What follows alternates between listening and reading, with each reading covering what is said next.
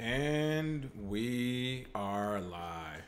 Good morning, crypto warriors, and welcome back to the Gentleman of Crypto episode 331.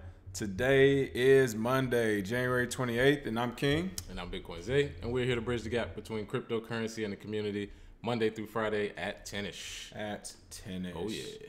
All right, Mac, we're actually, so it's a 10-ish day. We're actually trying to get going on Instagram Live, but we're having some issues with that, so that's going to be canceled out for today more than likely. Oh, yeah. But until then, do we have any CryptoCoin winners from last week? None from last week, but another congratulations to Ryan Cooper and AbleNet Tech for winning the CryptoCoin lottery. So shout out to them. Absolutely. Shout out to both of you, and thanks for participating. Yeah, this is going to be done another day because it's not working. All right, some of the news today. A lot of news today. Good day. We're going to be talking about Iran hoping to circumvent U.S. sanctions again. Chainalysis, they've had a new report come out with some of the hacking groups out there, or lack thereof. We'll be talking about, of course, Binance's BitTorrent token sale. Looks like it had a really good token sale recently over the last few days. New York Stock Exchange is back in the news as they partner with Blockstream. We'll also be talking about social media platform Kick and how they hope to challenge the government. And last but not least, we'll have a very special Twitter moment as well, as more Bitcoin history has been made. Absolutely. Once we actually have like a real show, we have the producers, it'll be like a cutaway scene, some music, and now your top story of the day. Yeah. Boom. We have a weatherman and everything. Right. Iran soon to unveil cryptocurrency with aim to skirt U.S. and SWIFT. Oh, yeah. There we go. Let's get it. Well, I'm not going to clap too. I don't want the boys knocking in that door right now. Like I said, I don't have nothing to do with Iran. That's their enemies. Right. Iran could unveil its state-backed cryptocurrency at the Electronic Banking and Payment Systems Conference in Tehran this week. Local English language news outlet Al Jazeera reported on January 27th. Iran, which faced fresh sanctions from the U.S. since November, had previously planned to use blockchain-based financial tools as a way of sidestepping restrictions on its economic growth. So it looked like they are planning on moving forward with this. Oh, yeah. And we've already discussed CBDCs, central backed digital currencies, and we've already discussed what's going to happen. We've seen in Venezuela what's going on. We've seen now in Iran that if you sanction a country, they're going to do what they have to do. This is becoming more and more of a reality, and this has more implications than just the crypto market. The world stage is watching right now. If there's any possibility of war or something going on, it's going to have a little bit to do with cryptocurrency and CBDCs, at least a little bit. So that's why we bring this up with Iran. It says here from a quote, Rashidi added, even as CBDCs may never find widespread everyday use among the general public, they may be able to offer some new features to startups and developers that had to work with centralized bank APIs before them. So like we've always said, even if crypto doesn't change the world completely, it'll at least change the financial institutions. So Iran, they got to do what they got to do. They're supposedly enemy of the U.S. I don't know anybody from Iran. I don't have any problems with them. But as far as a crypto standpoint. But terrorism. Hey, but terrorism. So you know how that goes. They're living in caves. It's all about money, man. No, everybody isn't, but yeah. It's all about money. It's all about the dollar. Yes, so this Instagram thing isn't working as best as I thought it might. So, boom. All right, that's as good as it gets on Instagram. We get a sideways picture for now. Be all right. All right, want to give some quick shout-outs to Game My Peep. Good morning. Shannon Allen, Antonio, Tony Nolly, Tommy Brown, Dylan, Kevin, Leroy, KH, Crypto Blood. What's going on? What's up, boss? In the building. What's going on, Crypto Q? Yeah, it's pretty interesting to see this again. We've been talking about this a lot. It's not just with Iran. We're going to see it happen as well with Russia. They're trying some things. We've already seen it with Venezuela and a few other folks. As we say, those CBDC, central bank digital currencies, they're going to appear. These countries aren't just playing around with them for nothing, experimenting with them for nothing. And again, we keep talking about, you can't tell someone they can't have money. Yeah. Like, do you understand? That's the implications are that ridiculous. You can't restrict a person's access to finances. So what do you expect, right? But of course, the government knows that they aren't stupid. But now it's just one of those things where, hey, different countries and different organizations have a way to fight back, whether right or wrong. And I'm sure we'll all see the outcome of that here soon. I mean, I can assume as soon as they start using CBDC And as soon as a couple other countries get it, begin using it, sanctions. I mean, not sanctions, bombings. There's gonna be bombings left and right. And I mean, look at the agreement though. It's between the chain point blockchain agreement is between Iran, Russia, and Armenia, and they're all looking to replace SWIFT. Now I don't know who runs SWIFT exactly. However, I do know they are in cahoots with the U.S. I know it's an American company somewhere behind. I know it's somewhere, some sort of shell company behind it. So, if they. Hey, the U.S. lawmakers said they will sanction any form of the crypto real. Countries gonna fight back. So this could be the beginning of what we, see the world changing into CBDC world. CBDCs, Chainalysis. This is something we've actually alluded to many times when we talk about the it's a $1 billion plus hacking industry now just for cryptocurrency itself. I was gonna say multi-billion-dollar hacking industry across all industries, but for cryptocurrency itself, it's definitely a $1 billion+ industry. But one of the things we kept saying was there's not that many different hacking groups out there capable of doing some of these. No. So we kind of figured it wasn't a lot. Of course, that was just our perception of it, looking at some of the, our own due diligence. But it looks like Chainalysis actually came out. As you can see, the title of this story, 2 probably still active groups account for $1 billion in crypto hacks. Told you. A report outlined by blockchain analytics company Chainalysis has revealed that 2 hacker groups have reportedly stolen $1 billion in cryptocurrency. The Wall Street Journal reports on January 28th. According to the new report shared with the Wall Street Journal, the 2 entities, which Chainalysis calls Alpha and Beta, have received the majority of the money lost in cryptocurrency scams. Furthermore, the Wall Street Journal cites Philip Gradwell, the chief economist at Chainalysis, as saying that the 2 organizations are probably still active. Yeah. Now, the thing I will say is you never know with the hacking groups. It literally could be a group of smart nerds in there just hacking, don't want to cause any real physical damage, or so they perceive it, is it? Or it could be, a United States group, a Russian group, a North Korean group. But my point is, for Chainalysis, first I want to credit them for calling out these groups, but I understand why they call them Alpha and Beta. And I will almost be hesitant to tell them not to even mention these groups or where they're from by name, because if this is an actual criminal organization with $1 billion of hacks under their belt, they will not be playing those games of calling names. All right, so not at all. It's pretty interesting that they're calling them out. Again, they're not calling them by their name. But they are pointing them out. They're saying 2 groups are doing at least $1 billion. And again, we don't know how big these groups are. It could be a group, again, as the U.S. try to say Russia when they're hacking groups with the United States elections.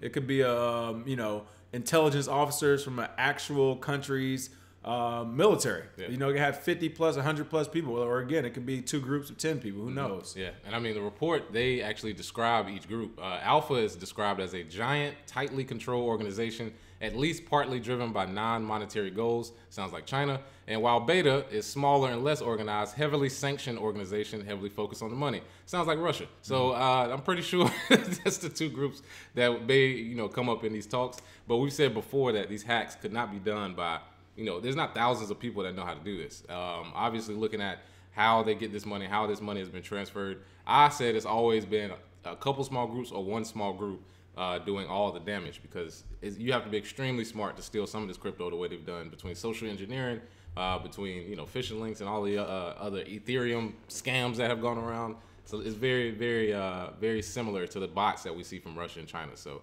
wouldn't be surprised, but very hard to track. Right. And you know what? Another one, actually, when they talked about Alpha, even though it's a large group or a giant, tightly controlled organization, I almost thought of Anonymous as well. Because this is, it's kind of, I won't say, it depends on what they mean by giant too. Giant could be, again, 20. It could be 20 people. That's a giant. That's a giant. That is a giant hacking group. You get 20 hackers on the same page. In different countries, right? Different times. Yeah. So especially when they said, they weren't, or this one said at least partly driven by non-monetary goals, and that to me that sounded like something like Anonymous, because they're just like, hey, we just come here to tear stuff up and prove points. Yeah, and I mean the reason I said China is because they kind of want the money, but they're more concerned with getting rid of U.S. power. That is true as well. They own code. They stick together for real. So the report also notes that Alpha converts about 75% of the funds within 1 month on average, while Beta cashes out 50% in just days after their self-imposed waiting period. So again, that kind of tells you about the hacking groups. Clearly, the Beta group, I would say probably is not a part of a government or organization because they're cashing out so quick. It's clearly people who want their money. Yeah. So I want my paper. And honestly, the only reason they're probably only cashing out 50% in just days is because a lot of these hackers actually believe in crypto. They don't want to cash it out. They want to keep it in crypto. So so I get you when you say China, because if, they're 75% of the funds take a month or so, then you're right. They don't need the money. They can sit on it. Yeah. But yeah, it's pretty interesting to see. I mean, and hey, let's not forget about another big group that could be. Hey, it might be some U.S. hackers in there, Yeah, man. It's who knows? But it goes deep. What we do know is two groups are responsible for $1 billion in hacks. If they don't retire right now, this is personal. Yeah, I was gonna say, yeah, they're really trying to take down the industry, right? Or get rid of people. But yeah, $1 billion. Take your chips, get out the casino, man. You about to crap out. I mean, you got way too much dip on your chip once you start going for like 10 billion. It's what's going on, Sergeant Crypto? Sergeant Crypto says a bunch of 13, 16-year-old kids in their mom's basement. Well, not anymore. It's a bunch of 13, 16-year-old kids owning half of Miami at this point. If they're getting that much money. True. What's going on, Kmar? Kmar said, we saw that this recently. The Bank of England just stopped Venezuela from getting their own gold. Oh, yeah. We saw that happen. It's pretty crazy. But again, all they're actually doing is providing another use case for them to have their own crypto. Oh, yeah. Even though we know it's a sham. I mean, it's one of those things where, again, you can't stop people's access to money. Hey, but apparently you can. I'm going to be honest. I'm scared to death. They just told them no. Right. They was like, nah, but you can't take it out. Again, that's the crazy thing. Like, whether you agree with Maduro or not or whatever, like, where does that line stop at? Exactly. What if your own citizens want to take out their gold or their money? You going to tell them no too? Mm-hmm. But this goes back to something we point out since our show started. When we talk about whether to store your money in fiat, gold and silver, or crypto, one of the things we always say about gold is for people who are diehard, store your money in gold or do that. If something really bad happens, you won't get that money back at all, unless you have a small militia to go with that gold you're buying, because no one's going to give it back to you in times of emergency. It's not going down. Mm-hmm. So it's pretty interesting to see people still wholeheartedly believe in silver and gold. Yeah. Again, I believe in the concept of silver and gold if you literally own your own coins. Mm-hmm. But to have a few 100,000 in gold stored somewhere, you got a wheelbarrow at the crib. Exactly. I was just saying, when you show up, they really did debone. It's like, what gold? Right. Yeah. And even if you do have the wheelbarrow, like you said, with the what gold, you got the wheelbarrow, whatever. We gonna wheelbarrow out to your next door neighbor with the shotgun. Yeah, he gonna be like, I need some of that. You're just collecting it for the person with a big gun. Right. What gold, pump? Right. Silver looks like a better option. Because Maduro and not getting that money. I'm sorry. All right. Next up, Binance's BitTorrent token sells out in minutes amid technical issues. Mm-hmm. Looks like it was a public sale of 59.8 billion BitTorrent tokens worth $7.2 million sold out in a matter of minutes on Binance's launchpad earlier today, despite technical difficulties that frustrated some users. What's going on with this story in that BitTorrent token? Oh, yeah. Well, they had a token sale on Binance, the BTT token, which honestly, I still don't even know why you really need it. I still don't understand why BitTorrent is so big to people when we already have sharing sites everywhere. But it is a popular name, and Tron's CEO, Justin Sun, is a very good marketer. So, of course, he's in the news. People are talking about it. People want to buy it. But honestly, they sold out in minutes, but 7 million is kind of weak. That's not really nothing to get started. And overall, this project, we'll see what it does. But to me, it's a lot of hype. And people are buying it for speculation reasons. And to use it, people are saying it'll be Web 4.0 one day. Hey, maybe in 2030 or something. But we're just now creeping in the Web 3.0. Yeah, that's what I said. So I don't know. That's at least another 10 or 15 years. Actually, you're right. You said about 2040. Yeah, so I don't know what y'all's timeline is, but from a technical standpoint, being in technology, it just doesn't happen. Web 2.0 is still being worked on. Right. So that's what I said. We haven't even really got all the way into 3.0. Yeah. So they have big dreams. They have good marketing, and they sold all their tokens in 13 minutes. So it's pretty good for them as far as getting their name out there. But as far as the actual product, I don't see anybody really using BitTorrent and Tron to access it, really, especially when you got K.M coming. You got a lot of social sites that are coming that'll be better, I think. So. And it's also one of those things, where they were talking about Web 4.0. If you do believe in the project and you don't think the competition will come and stifle some of their projects moving forward, then hey, it might be a 20-year investment for you. But just know this is a long-term investment As far as the overall project, now the token itself, we've seen what happens with tokens. Hey, all it takes is a good news story, a fake partnership, and next thing you know, you're rolling in some dough. So you never know on that end. Yeah. But as you said, their lofty goals of Web 4.0, don't expect that to happen like literally anytime soon. That's for your kids to kind of invest in. So that's cool. And shout out to everyone joining us on Instagram. We're definitely going to try to work on this. We'll see what happens. We've tried it before, but yeah, we'll see what happens. We'll see what happens. And yeah, shout out to Kevin Jarvis. If you have any money on the Liquid exchange, I just saw it on my Twitter right before we got on. Their exchange is actually shutting down due to liquidity. So if you have some coins on there, get them all fast, or if you can't, sorry. But Liquid exchange. Face that candle. It's hilarious. They call it the Liquid exchange, and they have no liquidity. Nice. There we go. That is pretty funny. New York NYSE operator partners with New York Stock Exchange. I don't know why I couldn't think of it. I had to say it twice. New York Stock Exchange operator partners with Blockstream to launch crypto tracking tool for investors. Oh, yeah. Wow. Interesting partnership here. Tell us more about it. Oh, yeah. Well, Blockstream has proven that if you want data, they are the best way to data from the Bitcoin market. This is the best way. They have satellites already launched. They've launched, I believe, 5 satellites so far. And the stream of information that comes from their satellites, from people with nodes, from people who make transactions, and as well as the price, their operation is the best NYSE could probably find in the Bitcoin community to get a very good, volume of weighted price, market overview, when they calculate accumulated volume, all those things you do when you trade. Those are things that will be implemented on their website. They already have it for a traditional market, but for the Bitcoin market, I think Blockstream is the best way to go. So shout out to them. It's not huge news, but it is good. It's bringing legitimacy to it. It's basically saying, yes, we need this cryptocurrency data feed because it's not going anywhere.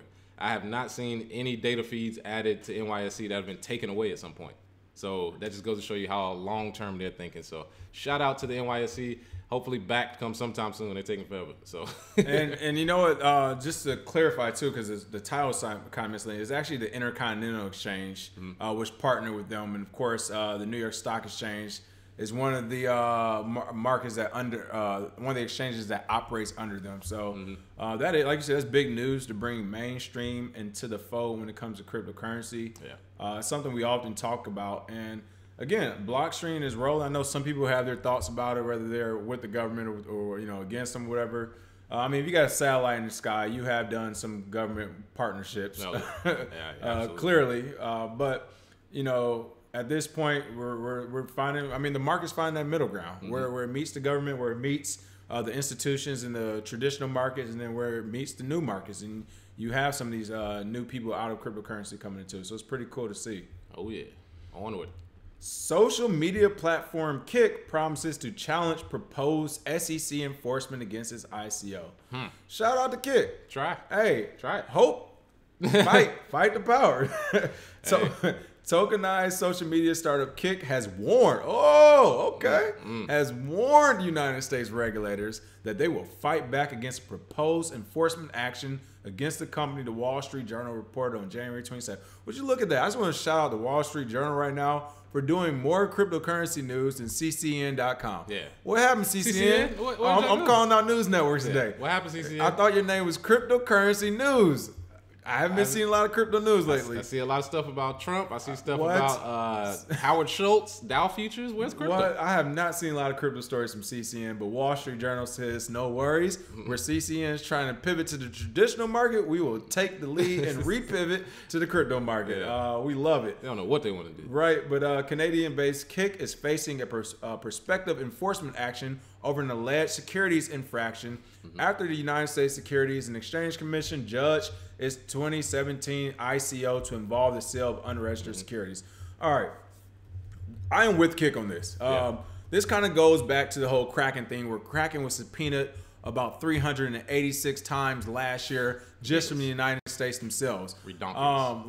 And again, we know, if you remember, we played that clip from, I think it was like the ABC or Nightline interview with Sammy the Bull Gravano, the mafia hitman guy, who basically said how the mafia uses unions to stifle a competition or just to completely get rid of them. He basically was just like, you just keep sending them things. You keep sending them, these regulatory checks, paperwork. And we saw the same thing happen with Kraken. Well, to me, this is along the same lines. We face this type of issue where They're going back 2 or 3 years ago, literally where there are no rules in the game, and now saying, well, in 2017, your ICO is actually a security, and what they're really telling Kick is, you guys made $100 million. The startup reportedly raised about $100 million in Ken tokens, and what this infraction they're saying, what it really is saying is like, we want your money. You made $100 million. We didn't see none of that. Yeah. You guys don't got no guns or no army, so no, we're gonna need a little bit. We're gonna need a little. That's really what this is about. Appreciate you. And you know what? Shout out to Kick CEO and founder Ted Livingston, who said, "No, we're going to fight back." This happened in 2017. There weren't any rules. You guys weren't even looking at the ICO market until about I would say about about October, November of 2017. Once they really realized the price of Bitcoin was exploding. So hey, I'm with them. Yeah, and I mean anybody who challenges the SEC from a regulatory standpoint, good for you, because as much pressure as they're putting on companies, you should put the pressure back on them to say, hey, y'all didn't have y'all stuff together, don't blame it on us. Whatever y'all come up with later, because I mean the government is back and running for a couple weeks, so I guess they may be able to address this. However, long term, if people keep fighting back, going back and say like, look, man, you're not gonna just take my ICO money and tell me it's a security a couple years later. Good, fight back. I don't care if it's trash. They actually have a pretty good product, but even if it's trash, just for the sake of keeping it, on the up and up, because they can do that. They can go back and do anything. They can go back and take away transactions and take back money. It's slippery slope. Very slippery slope. The transaction thing, perfect example. Yeah. What happens to people who sent more than $5,000 worth of crypto 3 years ago? Are those, are we going to, do those need to be taxed at a 60% rate all of a sudden? All this back money you owe is a slippery slope.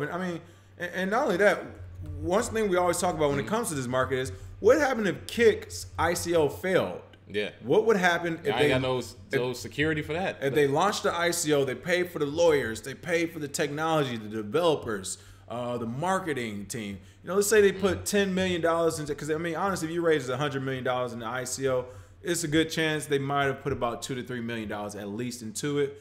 So what happens if they put $2 to $3 to $4 million into this ICO, and it was a failure? Not only did that fail, but it sullied Kick's overall name in general, and then that business failed.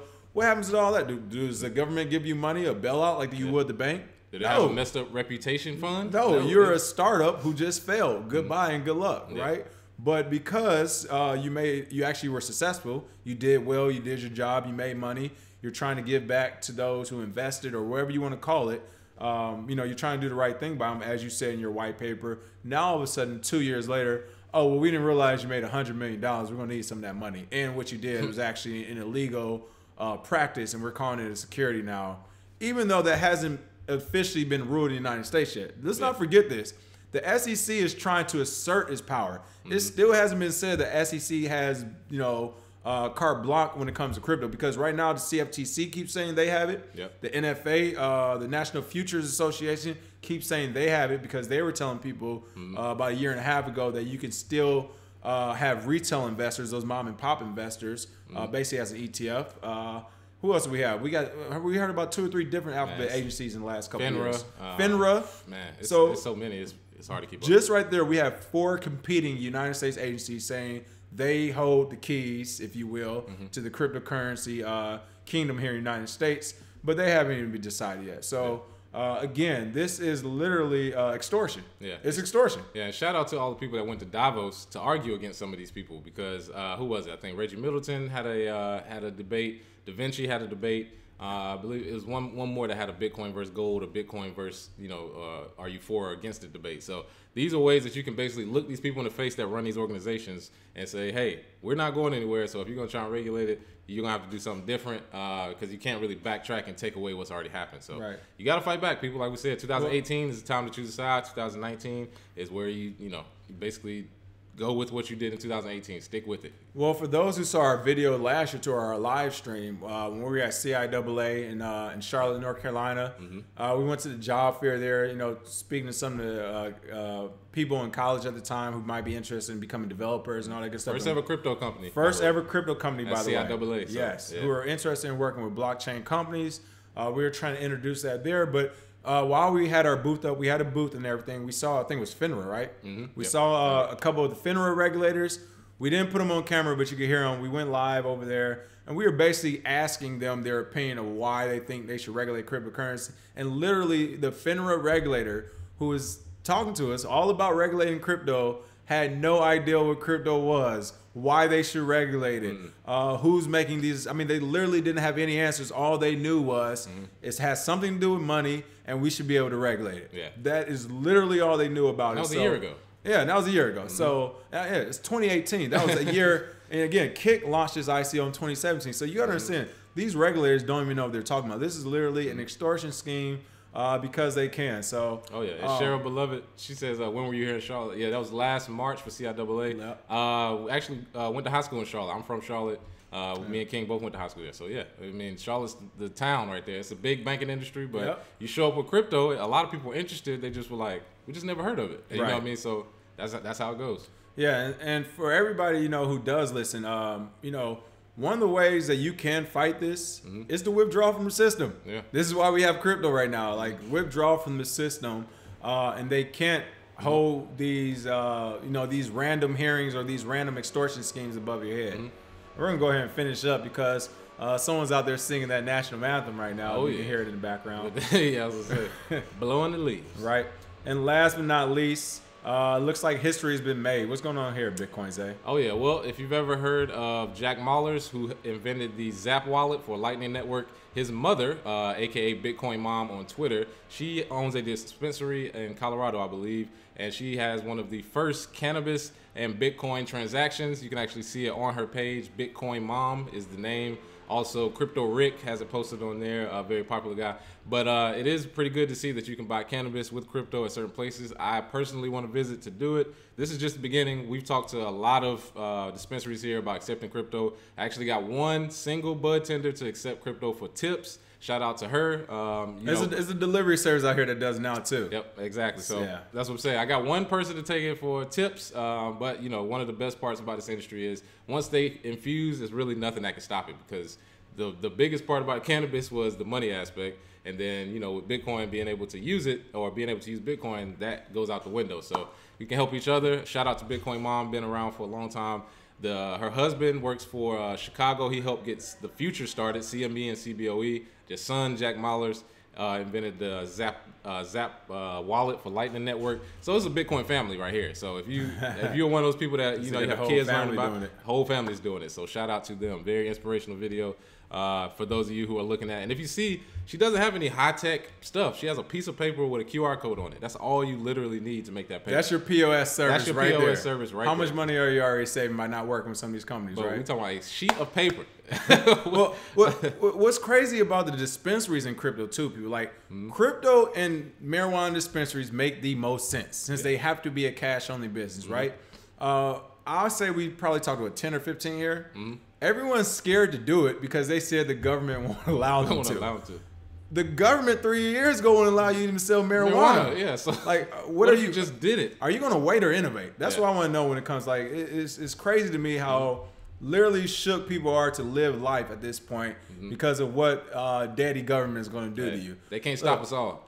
Exactly. I mean, have you ever taken care of a group of kids? I think I said this before. If it's 20 kids in there and they listening to you, what if at one point they just say, no, we're not going to listen? There's nothing you can do. You can yell, you can scream, stomp, you can start, throwing kids across the room. Don't matter. It's too many of them. So that's literally what the population is versus the regulators. And you know what? Honestly, it's one of those, Crypto Q, great point. They'll cry money laundering real quick. They will. And it's one of those things where a bunch of Mitches, I know. It's one of those, again, as we always say, you just said, you got to take a stand. All right, you got to take a stand. It's one of those things where if you worry, then hey, play the sidelines. But for the people who become the billionaires, again, you have to remember, Airbnb was illegal, people. That was illegal. You could go to jail for renting out your apartment as a hotel.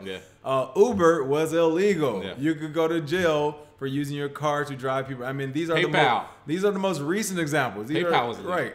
These examples are 6 years old. Dispensaries 3 years ago were illegal, people. So if you want to keep waiting for a bunch of people alcohol. I know, alcohol. I mean, really alcohol. Let's go back. If Al Capone would have waited 2 or 3 more years, he would have been a multi-trillionaire, right? Just fine. Yep. So it's one of those things. If you want to keep waiting for a bunch of people to extort you, then go ahead. However, some of us would rather take the more interesting route in life and see what happens. But it used to be illegal for us to go sit in some restaurants too. Hey, you want to Did keep it talking? anyway. Used Like- to be illegal. You out here reading? That's what I'm Hey, saying. you know how to read, fool? Did you just read? Oh, Did no. you just? How you know that sign says stop? What was that on? Like Yeah, Boondocks? yeah, Chris Rock when he was just like, you can Oh read. man, yeah. y'all out here reading. You know, reading used to be illegal, people. Yeah, so it's a lot of things that were illegal that if you just do it and you're not scared, like we said, that's like the basis of this industry is not being scared. Right. You'll be all right. But hey, your family and white picket fence, right? Oh, yeah. Other than that, make sure you subscribe, smash that like and share button, people. Thanks for watching or listening to the podcast as always. Today we're on Instagram Live. We'll see how long that goes. We'll try to keep it going. Other than that, remember, it used to be illegal to read. And for some people, it used to be illegal to sit in certain places too. So think about that as you think about being a Ned Flanders at the same time. Oh, yeah. Have a great Monday and hope your week gets off to a good start. Absolutely. Cheers. Cheers.